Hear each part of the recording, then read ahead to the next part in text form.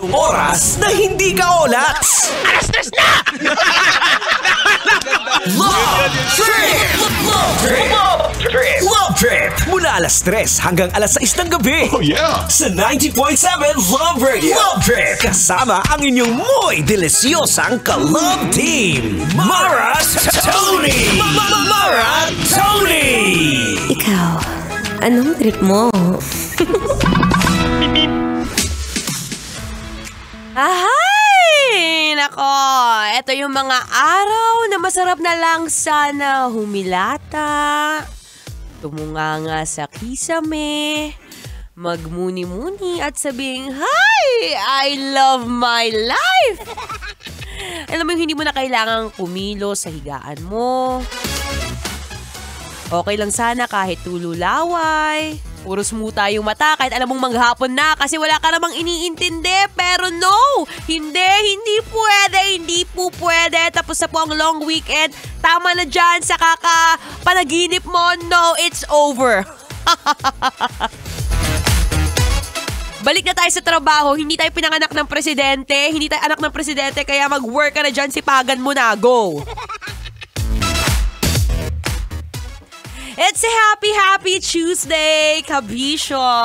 I'm back. Yes, your one and only, your newest and freshest DJ ng 90.7 Love Radio.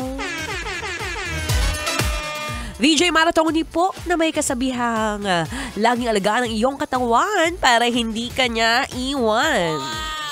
Ganon. At kung may iba ka pang trip, food trip, road trip, sports trip, or love trip, go, sasamahan kita basta ikaw, I got you.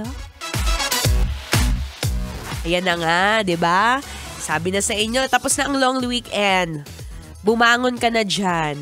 Hindi ka pinanganak ng mayaman, kaya ngayon pa lang, ay nako, sipagan mo na. Huwag mo ipamukha dyan sa boss mo, ay, bakit ko nga pala hini-hire to?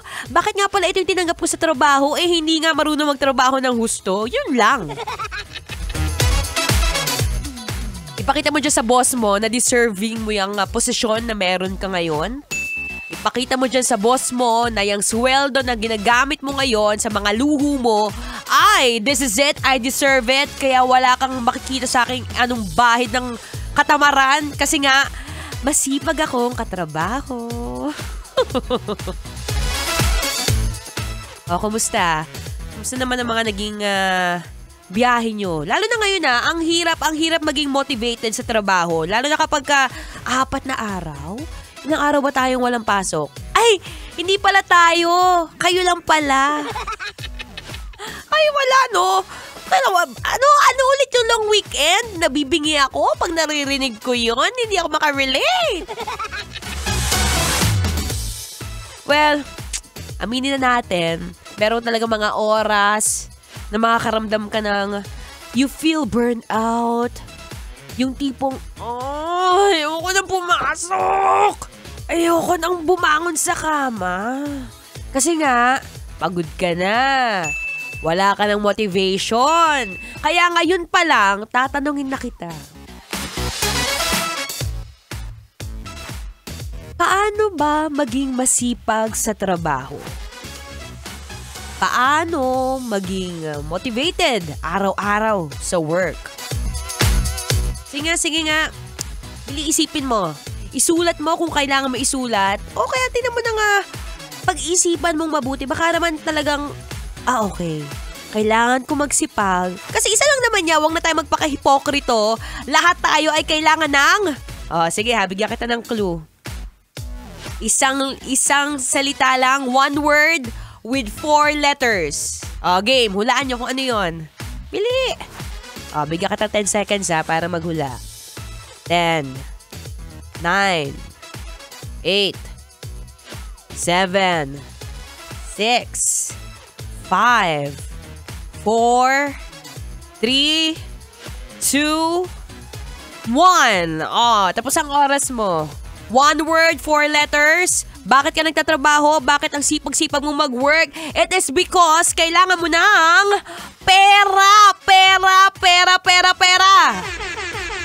P-E-R-A. Yan ang kailangan nating lahat. Diba? Ba't ka ba nabubuhay? Siyempre para magkaroon ng pera.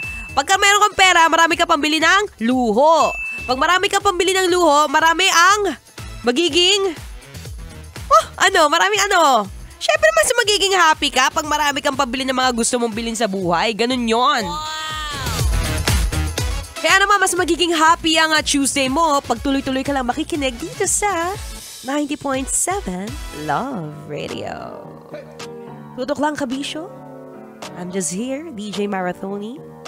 Kailangan pa bang i-memorize yan? Basic. Kailangan pa bang i-memorize yan? Love Radio. Basic!